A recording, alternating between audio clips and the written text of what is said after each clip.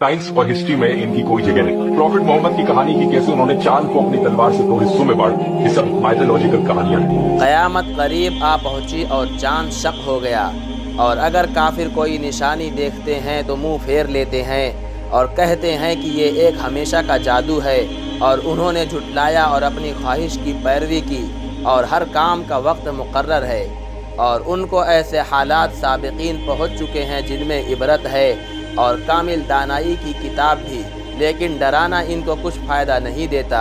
तो तुम भी इनकी कुछ परवाह न करो। जिस दिन बुलाने वाला इनको एक नाखुश चीज़ की तरफ बुलाएगा तो आंखें नीचे किए हुए कब्रों से निकल पड़ेंगे, गोया बिखरी हुई टिड्डियाँ उस बुलाने वाले की तरफ दौड़ते जाते होंगे। काफिर कहेंगे ये दिन बड़ा सख्त है। इनसे पहले नूह अलैहिस्सलाम की कौम ने भी तकदीब की थी, तो उन्होंने हमारे बंदे को झुटलाया और कहा कि दीवाना है, और उन्हें डांटा भी।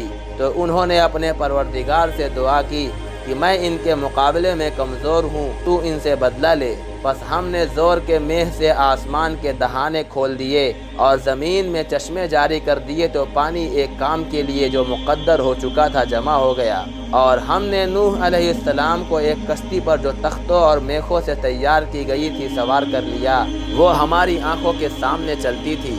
ये सब कुछ उस शख्स के इंतकाम के लिए किया गया जिसको काफिर मानते ना थे, और हमने उसको एक इबरत बना छोड़ा। तो कोई है कि सोचे समझे? तो देख लो कि मेरा अज़ाब और डराना कैसा हुआ। और हमने कुरान को समझने के लिए आसान कर दिया है, तो कोई है कि सोचे समझे?